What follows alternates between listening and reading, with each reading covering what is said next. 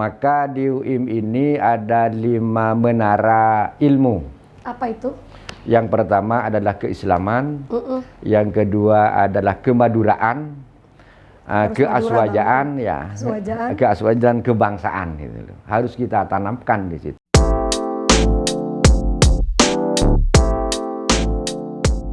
Bismillahirrahmanirrahim. Assalamualaikum warahmatullahi wabarakatuh. Ketemu lagi dalam program Madura Talk, salah satu program andalan di channel YouTube radarmadura.id bersama saya Sari Purwati. Nah, Tantretan, sesuai janji saya bahwa saya akan mempertemukan Tantretan dengan beberapa narasumber top. Kalau kemarin kita ngobrol panjang dengan Kepala Dinas Pendidikan Kabupaten Pamekasan, Bapak Ahmad Zaini, mengupas tuntas profil beliau dan lebih dekat dengan beliau. Kali ini saya akan mengajak Tantretan untuk lebih dekat kenal dengan salah seorang pemangku kebijakan juga di dunia pendidikan, cuman levelnya lebih tinggi, tingkat perguruan tinggi. Kita sapa langsung Rektor Universitas Islam Madura, Bapak Ahmad Asir. Assalamualaikum warahmatullahi wabarakatuh. Waalaikumsalam warahmatullahi wabarakatuh. Bagaimana kabarnya Pak Asir? Ya, alhamdulillah baik-baik. Harus fit ya. Iya. Pandemi ini harus sehat. Harus dan harus tangguh kita ya, menghadapi COVID ini. Tapi yang pertama ini sebelum kita ngobrol banyak, sebelum Tantretan kenal sama Pak Asir lebih dekat. Kalau di 4 kabupaten mungkin banyak yang kenal Rektor UIM Bapak Ahmad. Iya. Gitu ya. Ya. Di Universitas Islam Madura juga sudah pasti sangat mengenal Bapak Ahmad. Tapi Tantretan harus tahu, ini Pak Asir ini punya nama beken, nama keren istilahnya. Ya. Jadi ada nama formal, ada nama keren. Kalau saya mengenalnya dengan Pak Asir, boleh dong cerita sama Tretan YouTube ini, kira-kira kenapa harus ada nama formal, kenapa harus ada nama beken? Namanya Bapak Ahmad Asir atau Asir aja? Ya begitu. Kalau menurut di ijazah itu saya Ahmad. Oh. Sejak mondok dulu itu karena di pondok pesantren itu banyak Ahmadnya. Nah, orang banyak tua kembaran ya gitu banyak ya. Kembarannya. Jadi kalau dipanggil oleh kiai itu Ahmad maju semua. Akhirnya ada berapa Ahmad itu dulu? Sekitar 5 orang di pondok pesantren Sumber Batu itu dulu dia. Akhirnya satu-satu dipanggil dan ditanyain orang tuanya. Ada Ahmad Sa'roni, ya kebetulan saya Ahmad Asir, ada Ahmad Wasil di situ dan lain sebagainya. Maka di pondok saya terus dimasyhurkan katakanlah ya, dibiasakan Ahmad Asir panggil. Jadi saya menghadap kalau Ahmad Asir itu. Kalau Ahmad Sa'roni ya lain saya gitu istilahnya. Tapi lebih dikenalnya dengan Pak Asir. Lebih dikenalnya Ahmad Asir, malahan ada yang panggil Pak Asir saya itu. Iya. Ya. Padahal Asir itu adalah orang tua saya. Jadi sekarang Ahmad bin Asir itu istilahnya. Jadi saya panggilnya Pak Ahmad atau Pak Asir? Ya sama saja. Karena saya lebih nyaman dengan nama bekennya, maka saya akan berbincang dengan betul. Pak Asir. Juga ya? Di rumah, kalau tanya rumahnya Pak Ahmad, ya banyak juga tetangga saya itu nama Ahmad. Jadi harus nyari rumah di mana rumah Pak Asir baru satu rumah itu antara lain. Ya. Jadi Ahmad Asir itu dan Asirnya menjadi sepaket. Paket dan satu kebanggaan kalau Pak Asir ya saya. Gitu ya. Tapi di Universitas Islam Madura dikenal sama Pak Ahmad. Juga ada yang panggil Pak Asir, ada yang Ahmad itu. Kalau Pak Ahmad itu ya yang baru-baru kenal. Ya baru-baru kenal lah itu. Sejak menjadi dijadikan ini. Karena saya sudah lama kenal jadi kita ngobrolnya tetap Pak Asir itu. Pak Asir gitu ya. Iya Pak Asir. Pak Asir ini udah 2 periode. Kalau Tantretan YouTube tahu bahwa Pak Asir ini sudah 2 periode menjabat sebagai Rektor Universitas Islam Madura mulai sejak 2014. Iya betul. Bagaimana sih ceritanya bisa akhirnya menjadi Rektor UIM? Ya sebenarnya dalam benak saya itu tidak ada niat apa-apa untuk menjadi rektor, menjadi pejabat, tidak ada. Tapi meniti karirnya dari sini? Atau karir kuliahnya? Kuliah begini ceritanya itu. Saya akan kuliah di Universitas Islam Madura. Jadi kuliah di sini dulu? Kuliah di sini. Jadi mahasiswa pertama. Wow. Pada tahun angkatan pertama UIM. Waktu itu udah UIM? Bukan, masih belum STAI dan STIT. Masih 2 jurusan. Satu fakultas Agama Islam. Tahun 1988 saya menjadi mahasiswa Fakultas Agama jurusan Syariah di situ. Oh iya. Dengan demikian saya wisuda di UIM itu 98. Jadi dari 88 sampai 98 itu lama kan. Kenapa lama? Pada waktu saya kuliah itu masih ada UNC istilahnya, ujian negara cicilan. Oh, kenapa itu? Ini kan pindah-pindah tempatnya. Ada yang di UIM, ada yang Setidnata, ada yang Gulu-Gulu, ada yang di Alamin. Kita mengikuti ke sana gitu. Program itu per semester. Jadi masih UNC saya ini. Jadi saya ini asli jebolan Universitas Madura angkatan pertama 1988. Kemudian bisa masuk ke sini lagi tahun 2000 tahun 92 ini saya oleh Kiai diperbantukan untuk menjadi TU. Tukang mengantar surat di Universitas Madura itu loh. Bukan semerta-merta mulainya di situ ya. Ada yang mengajari tentang administrasi saya itu. Jadi ini ketik, ini nomor suratnya. Termasuk pada waktu itu Pak Narji. Itu sudah sarjana S1.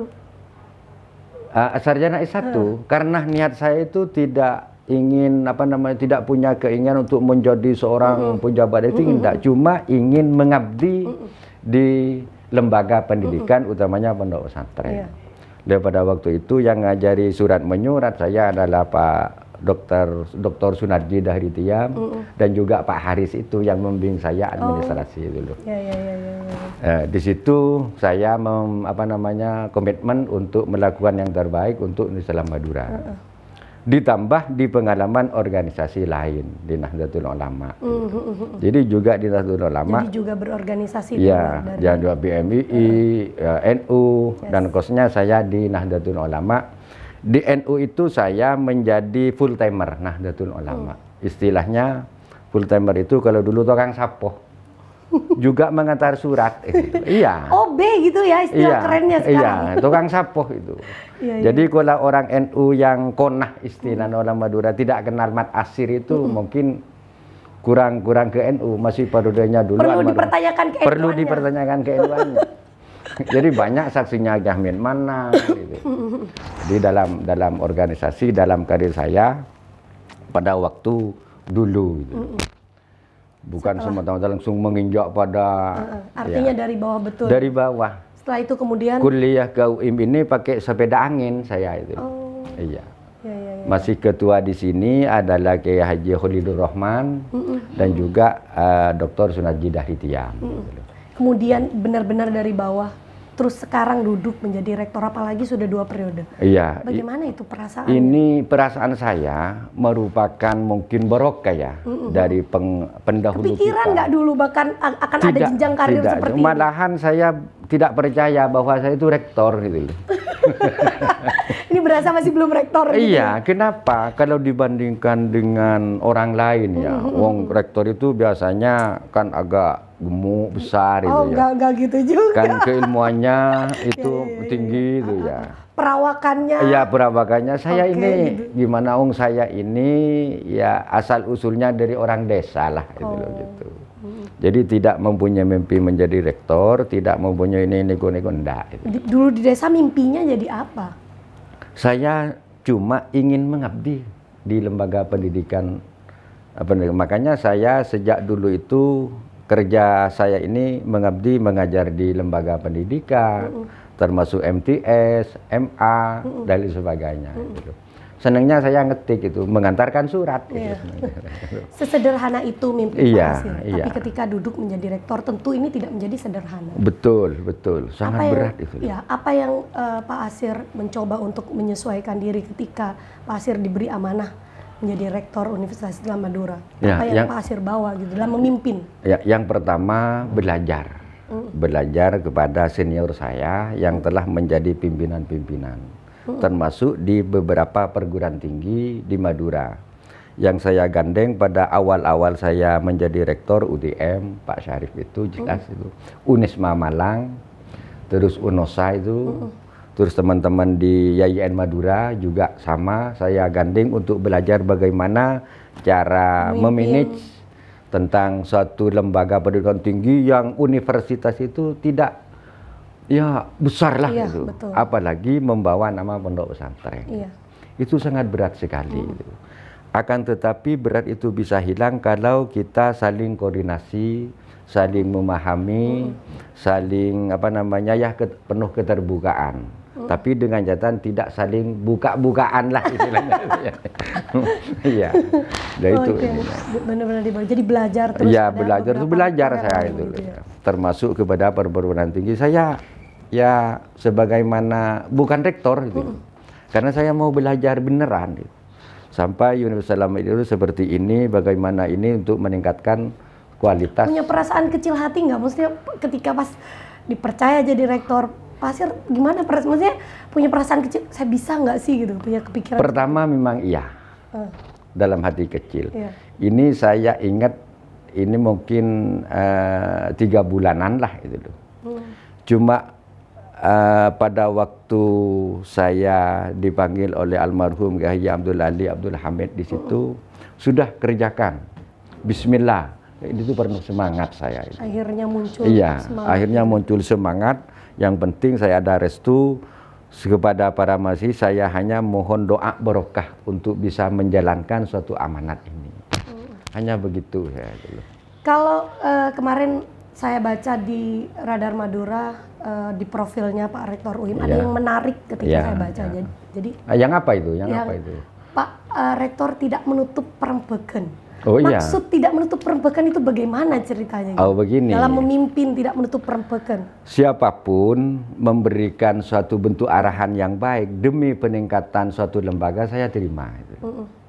Masalah keputusan nanti dimusyawarahkan bagaimana regulasi di Universitas Islam Madura, bagaimana menghadapi suatu bentuk katakanlah organisasi yang lain, maka semuanya kita tampung gitu loh. Karena mereka itu atas nama semuanya demi meningkatkan lembaga Universitas Islam Madura, apalagi dari para masyayikh yang notabene adalah pengasuh pondok pesantren yang suatu masih mempunyai satu ikatan dengan pondok pesantren Miftahul Ulum Butet Pamekasan. Masukan itu saya sangat bangga. Makanya saya istilahkan saya tidak menutup perempegan siapapun saja gitu. Ini banyak kan pemimpin-pemimpin yang kalau dikasih masukan tuh suka yang, oh ini menurut saya seperti ini, menurut saya seperti itu. Bagaimana Pak Asir bisa manage itu? Menurut saya itu pengalaman. Jadi ini satu misalnya, Pak sebenarnya di UIM itu harus begitu. Oke, saya tampung gitu. Akhirnya dari beberapa masukan masyarakat yang ada, kita ramu menjadi suatu bentuk aturan yang ada. Walaupun aturan hasil ramuan itu pasti ada yang belum menerima, tidak apa-apa itu. Wong namanya suatu keputusan, wong Nabi saja memberikan suatu keputusan. Tabbat laka ya Muhammad, kun hanya ini kamu Muhammad mengumpulkan saya. Sampai turunnya ayat tabbat yada abi lahabin itu ya. Saya tidak mikirin itu. Wong Kanjeng Nabi seperti itu, apalagi saya. Saya tetap berjalan dengan teman-teman itu, dengan satu bentuk kepercayaan diri. Yang penting tetap satu. Yang penting gitu ya. Pak Asir, kita tahu nih Pak Asir tadi bicara kan bahwa Pak Asir terus belajar dari beberapa rektor. Iya, betul.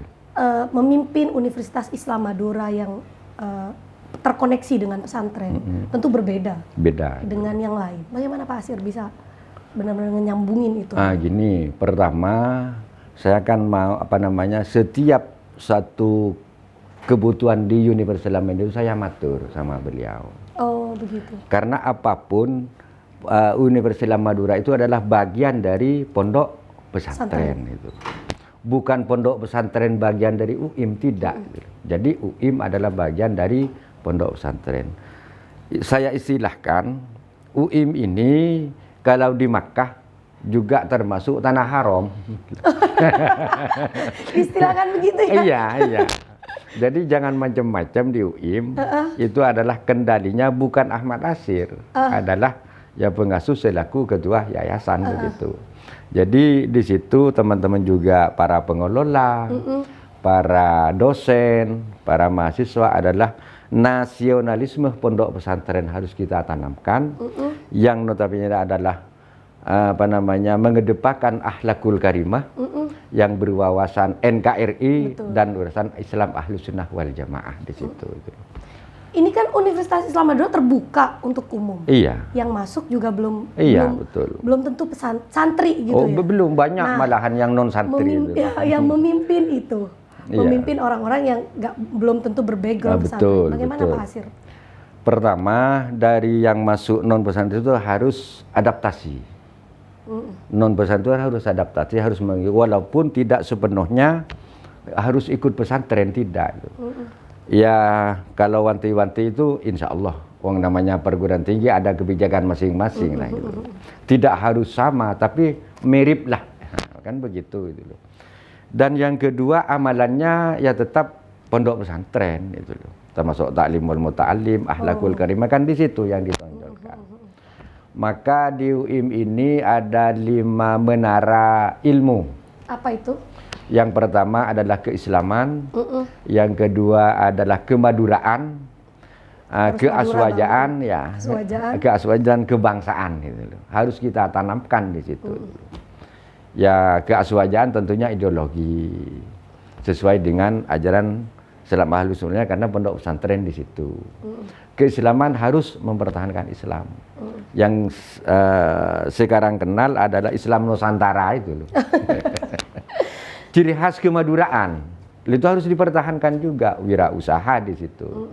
Bagaimana masyarakat Madura itu harus pertahankan, termasuk budaya yang tidak melanggar dari aturan kebiasaan Madura, norma Madura istilahnya. Pak Asir, udah 2 periode nih, apa yang sudah Pak Asir lakukan untuk Universitas Islam Madura?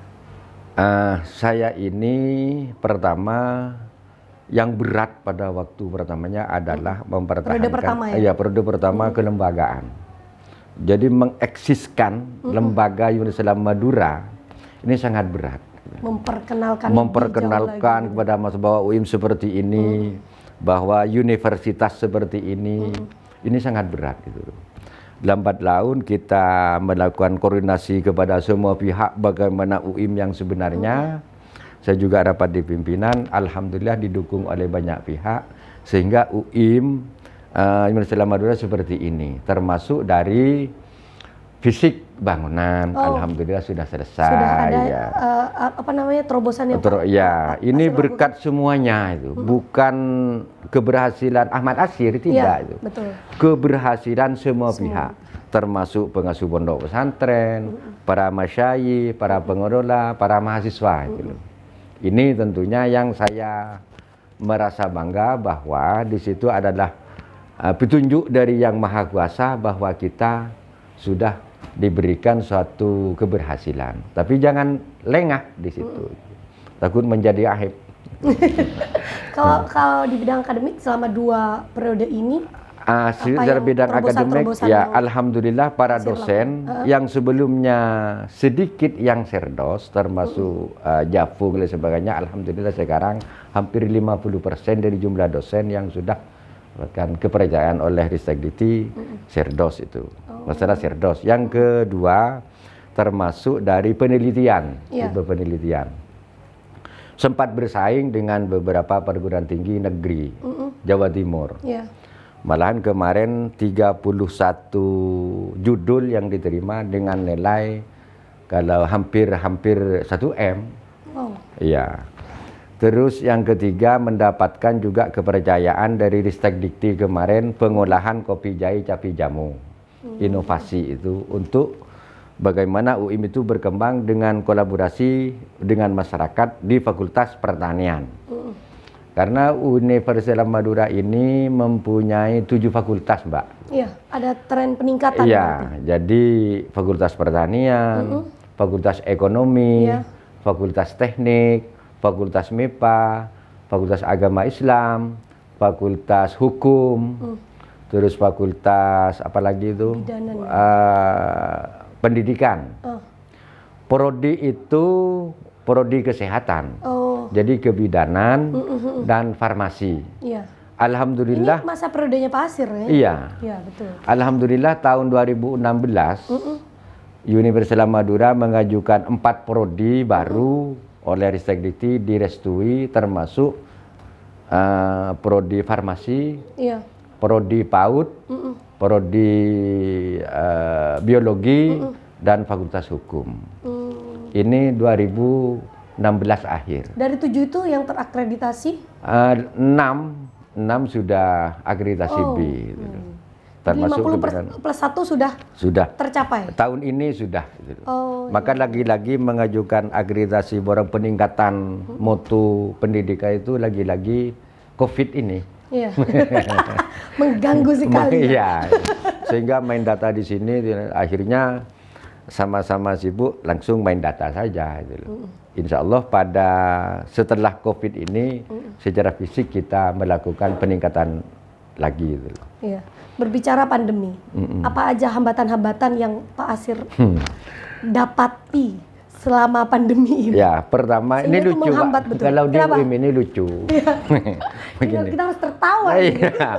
Pertama, di UIM ini masih awal-awalnya belum melakukan sesuai dengan edaran 1 minggu. Kenapa? Oh, jadi masih ada tatap muka? Tatap muka. Kenapa? Saya masih konsultasi ke yayasan. Karena pondok itu. Setelah melakukan istighosah dalam rangka awal-awal COVID ini berarti? Awal COVID. Sebelum puasa itu. Sebelum puasa itu. Dia melakukan istighosah bersama-sama anak yatim untuk kita selamat lah. Akhirnya setelah istighosah kita liburkan. Gitu. Liburkan selama 2 bulan puasa. Belum daring itu, belum libur. Sebelumnya daring. Jadi daringnya itu 15 hari. Rame karena belum pengalaman ini dan itu ya. Biasalah. Ya, libur masuk Agustus ini. Tanggal 12 Agustus baru. Itu pun ada 2. Pertama, yang yang mau tatap muka silahkan, akan tetapi tetap mengikuti protokoler COVID. Itu khusus pondok pesantren. Yang kedua bisa daring dari rumah, termasuk KKN ini daring melalui COVID ini. Ini sangat berat sekali menghadapi semuanya. Saya susah itu kalau COVID ini belum selesai. Karena menghambat dari beberapa program yang ada. Memang sangat menghambat. Iya. Tapi alhamdulillah Universitas Islam Madura itu tangguh dalam menghadapi COVID-19 ini. Pak Asir, untuk periode kedua ini ada target dalam jangka pendek yang akan Pak Asir? Yang pertama dalam periode ini saya sudah masuk pertengahan periode kedua. Iya. Saya melanjutkan pembangunan sebelah barat itu, pembangunan Islam Madura. Pembangunan itu 2 macam. Satu bangunan sebelah barat itu adalah asrama mahasiswa Universitas Islam Madura. Oh, akan ada asrama? Iya. Yang kedua kampus Universitas Islam Madura tambahan itu di sebelah timurnya. Itu pun biaya murni dari Universitas Islam Madura. Yang mengelola kita memanage pada Candreng Madura nah pada lek tabuk. Demi kemajuan. Demi kemajuan kita bersama dan kebanggaan semua pihak itu. Bukan kebanggaan Mat Asir, enggak. Kebanggaan semua pihak itu. Lagi-lagi tidak berbicara pribadi gitu. Tidak, mohon maaf saya. Nah ini tentunya. Terus kalau untuk jangka panjang yang ingin Pak Asir, mimpi Pak Asir untuk Universitas Islam Madura? Ya, sesuai dengan visi Universitas Islam Madura, kita tetap melakukan penataan-penataan terkait dengan penataan manajemen SDM, terus manajemen sumber daya lokal ini, termasuk sarana dan prasarana, utamanya para dosen. Maka tahun berikutnya ini dosen harus mengambil dari alumni Universitas Islam Madura. UIM ini sekarang banyak menyekolahkan ke S3, termasuk UGM, termasuk Brawijaya, ITS dan sebagainya, yang telah melakukan kerjasama. Oh, jadi nanti dosen-dosennya dari alumni sini ya? Iya, ya, ini yang menjadi program prioritas. Dan alhamdulillah tahun ini Universitas Islam Madura masuk pada ranking 245 se-Indonesia dari jumlah 4.000 perguruan tinggi. Masya Allah. Iya. Hebat, hebat, hebat. Dirunut dari sama-sama lembaga pendidikan tinggi Nahdlatul Ulama, Universitas Islam Madura versi Dikbud itu dalam urutan ke-6. Pertama, Unisma Malang, gitu ya? ya memang saya memaklumi lah, semuanya itu belajar di itu saya. Iya. Dan alhamdulillah ini berkat semuanya, berkat kerjasama semua pihak dan sama-sama bekerja. Dan tahun ini kabarnya UIM dapat KIP. Dapat KIP kuliah. Iya. Alhamdulillah dapat kepercayaan itu juga tidak disangka-sangka. Iya. Berapa? Kotanya berapa? Kalau semuanya sekitar 450-an itu. Wow. Masing-masing fakultas juga dapat, Fakultas Agama Islam dapat. Yang prioritas itu adalah akreditasi B. Malahan dapat bantuan UKT kuliah itu. Oh. Jadi nanti mahasiswa benar-benar free kuliahnya? Iya, yang dapat bantuan dapat KIP itu. Dan ini kotanya cukup besar ya? Iya, alhamdulillah. Sampai mahasiswa itu kekurangan data. Jadi kampanye kita, ayo cari mahasiswa harus kuliah ke UIM. Dan dapat bantuan UKT itu akibat pandemi ini. Oh, jadi ada meringankan. plus pandemi ini. Harus kita berusaha. Semuanya pandemi, alhamdulillah. Ini hikmahnya, Mbak. Pamekasan itu zona merah. Iya. Bisa kita Pamekasan zona merah, Iya, Pak. zona Ini. merah. Iya. Jadi alhamdulillah bisa melebihi kota. Oh, dibantu karena zona merah gitu? Iya, dibantu dengan zona merahnya. Gitu. Alhamdulillah lah. Gitu. Iya. Ini berkat kerjasama semua pihak, termasuk Pemkab, semua, ya pokoknya semua pihak lah. Tak menutup perempekan gitu. Kembali lagi tak iya. menutup perempekan. Pak Asir, bagaimana seni memimpin menurut Pak Asir selama 2 periode ini yang bisa tretan YouTube, bisa pelajari dari seorang Ahmad Asir? Saya ini untuk memimpin di Universitas Islam Madura itu agaknya kalau saya itu aneh, Mbak. Kenapa begitu? Anehnya begitu. Karena orang kalau dihadapi dengan dinas itu formal, kurang terbuka kayaknya. Ya, Pak Asir ini very humble person gitu ya. Iya, kurang sangat terbuka. Mudah sekali komunikasi. Jadi saya komunikasi kepada semua Pak itu saya anggap untuk pribadi saya tidak berangkat dari seorang rektor. Oh iya. Ayolah belajar ya teman-teman gitu loh. Dan itu banyak didapat melalui non rapat. Oh. Jadi karakter seseorang itu kalau rapat itu kan banyak argumen datang dan sebagainya tegang ya. Saya enggak itu loh. Bagaimana kira-kira Santai ya. Begini Pak itu antara lain. Sehingga katanya teman-teman, Pak Asir ini rektor apa enggak? Rektor tapi nggak berasa rektor gitu ya. Kadang-kadang diajak ngopi, ayo ngopi rokok itu ya biasa. Ayo gimana di fakultas itu gitu. Jadi terbukalah di situ. Malah untuk saya itu teman-teman yang seperti itu saya dicatat. Maka dalam rapat kita simpulkan bahwa begini-begini. Jadi kalau kita secara formal, saya tidak mau secara formal terus itu tidak mau, santailah saja. Jadi ini kita nggak formal kan, kita ini santai. Oh iya seperti ini kita terbuka, enjoy. Kalau tidak formal kan tekanan-tekanan tidak ada. Saya sebagai apa lepas itu loh. Begitu. Nah begitu itu. Oh Pak Asir. Itu antara lain. Iya, diantaranya itu ya. Iya. Sudah sampai di posisi sekarang, Rektor Universitas Islam Madura. Apa yang belum dicapai di dalam hidup? Saya ini berangan-angan bahwa Universitas Islam Madura masih belum bisa bersaing dengan perguruan tinggi internasional. Oh. Iya. Keinginannya justru situ. Iya, internasional. Jadi saya melihat apalagi Pamekasan. Maka saya sering katakan sama pada pemangku jabatan fakultas, ayolah kalau mau studi banding ke luar negeri lah sekalian. Kerjasama dengan luar negeri lah. Di samping tidak melupakan kearifan lokal. Disesuaikan. Jadi go internasionalnya, karena visi Universitas Islam Madura itu menjadi perguruan tinggi unggul bersaing di tahun 2045 itu. Internasional. Jadi, iya. Ini mimpinya yang ingin dicapai adalah membawa Universitas Islam Madura ke go internasional. Internasional itu. Dan alhamdulillah kemarin ke Malaysia, ke Jepang sudah kita adalah nama Universitas Islam Madura di sana itu. Ini Mungkin cita-cita. terakhir apa yang ingin disampaikan pada tretan YouTube Radar Madura yang telah melakukan kerjasama. Ini merupakan kebanggaan tersendiri buat Universitas Islam Madura.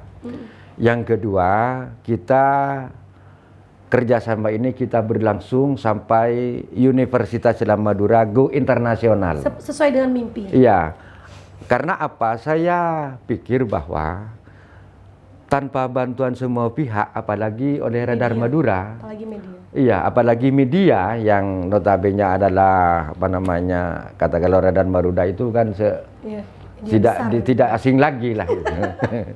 Saya alhamdulillah di situ dan mudah-mudahan ini berjalan lancar. Dan yang ketiga, Universitas Islam Madura itu mari kita bersama-sama untuk melangkah bersama-sama. Apa kekurangannya, apa kelebihan di Universitas Islam Madura, kita berikan masukan. Yang intinya Universitas Islam Madura bisa tak notop parempeken. Waduh, closing yang luar biasa sekali tretan YouTube-nya. Iya. Oke, dari Bapak Ahmad Asir kita banyak belajar bahwa dari seorang yang dari pedesaan tapi tidak punya cita-cita besar, tapi kini duduk menjadi orang besar sebagai rektor Universitas Islam Madura. Artinya kita tidak boleh tidak bermimpi setinggi-tingginya. Terima kasih tretan, sampai di sini dulu Madura Talk kali ini. Kita akan ketemu lagi pada program Madura Talk edisi selanjutnya dengan narasumber-narasumber yang lebih top lagi. Sampai di sini dulu. Saya Sari Purati undur diri. Wassalamualaikum warahmatullahi wabarakatuh.